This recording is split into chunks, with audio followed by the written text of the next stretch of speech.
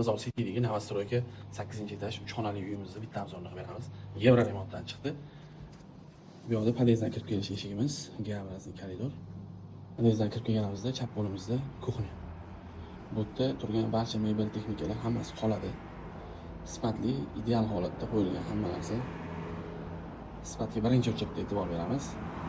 Balkondan chiqqanimizda Qorasaroydagi stadionni to'g'risida, suv bo'yida. Mana keyingi xonamiz zal. Zalga ham idealniy, cho'tki narsalar taqib qo'yilgan. 55 talik televizor, stol-stullar, mягкий. Hammasi sifatli narsalar taqilgan. Sanuzelimiz ikkita. Bu bittasi. Bu ikkinchi sanuzelimiz. Kirganda chap qo'limizda bolajonlar uchun litsiy xonamiz. Oynasi devorga qaragan.